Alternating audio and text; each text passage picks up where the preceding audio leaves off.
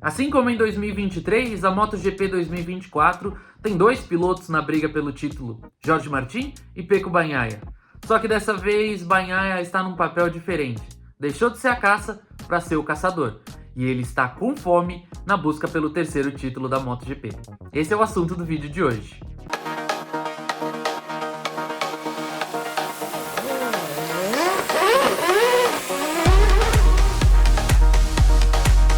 Fala galera ligada no Grande Prêmio, tudo bem com vocês?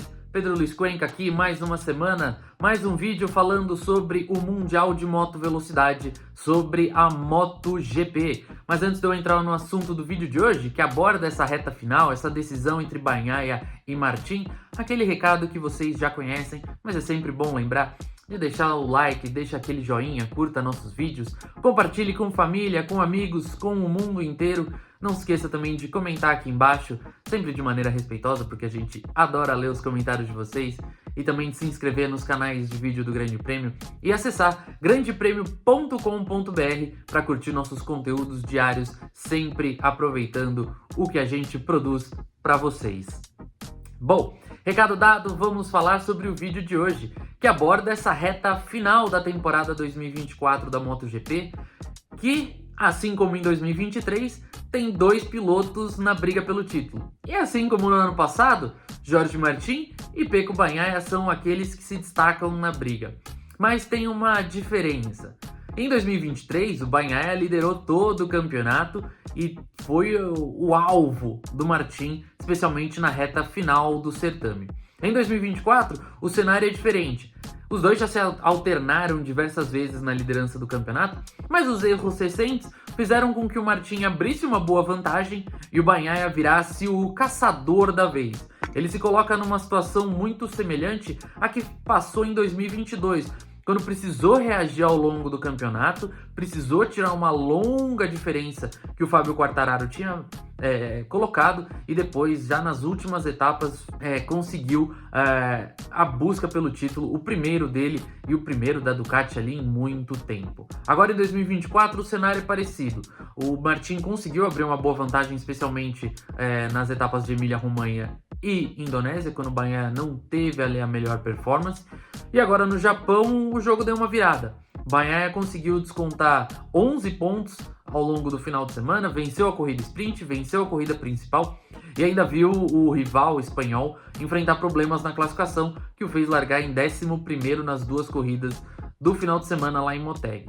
Ainda que o Martin tenha sido muito preciso para descontar e minimizar esses danos, terminou em 4º lugar no sprint e em 2º lugar na prova principal, o Bagnaia sai bem fortalecido dessa etapa japonesa, justamente por ter conseguido tirar metade dos pontos, um pouquinho mais da metade dos pontos que o espanhol tinha de vantagem. Então volta um cenário de 10 pontos com apenas 4 etapas para o fim. Mas tendo ali 8 corridas, contando sprint e principais, ainda dá para o Bagnaia alcançar o Martin. E ele se coloca nessa posição de caçador para ver e testar principalmente o Martin.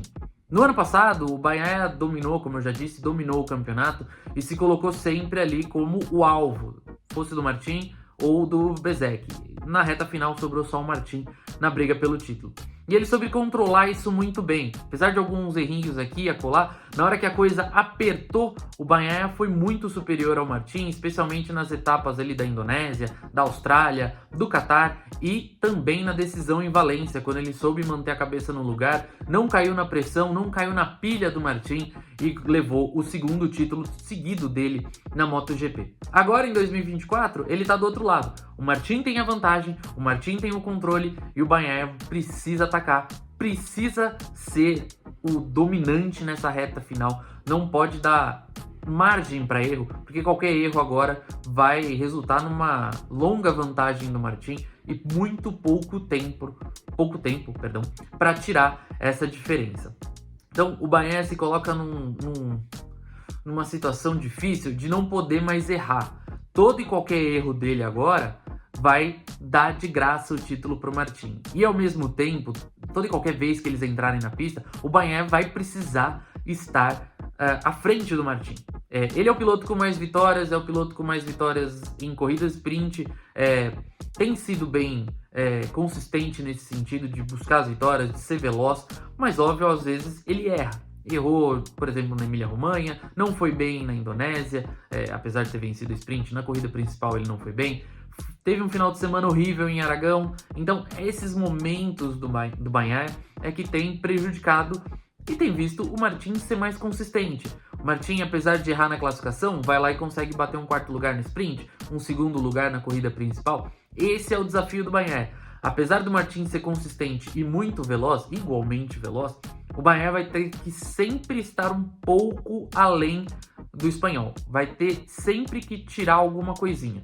Se ele não conseguir tirar nada, ele já está lascado. Restam 4 etapas: Austrália, Tailândia, Malásia e também a grande decisão em Valência.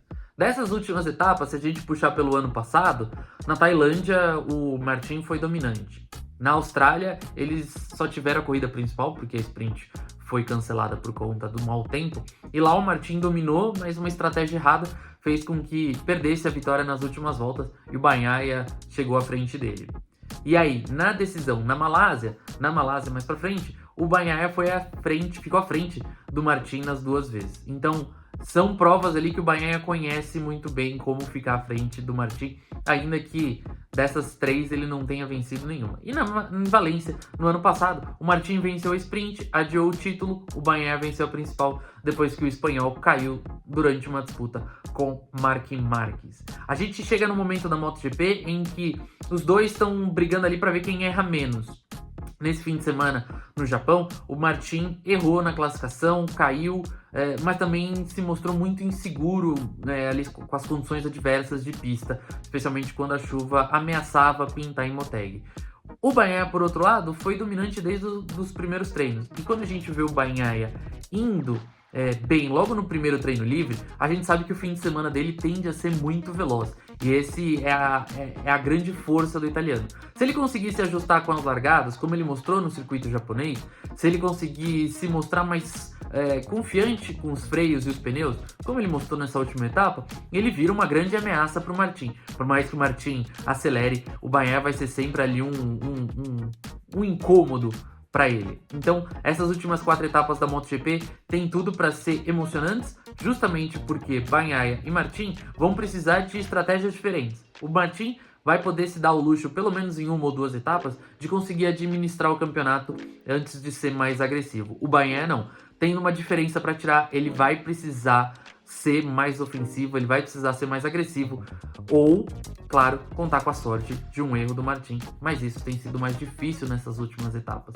Então, o Bagnaia vai ter que ser esse piloto agressivo, vai ter que ser esse piloto preciso nas últimas 4 etapas do campeonato. A MotoGP agora volta a acelerar de 18 a 20 de outubro com o GP da Austrália em Phillip Island. E o Grande Prêmio traz a cobertura completa dessa etapa e de todas as outras no Mundial de Moto Velocidade. Mas também tem diariamente conteúdo da MotoGP lá no grandepremio.com.br. Não deixe de ler. É isso, pessoal. Nos vemos na próxima. Até lá.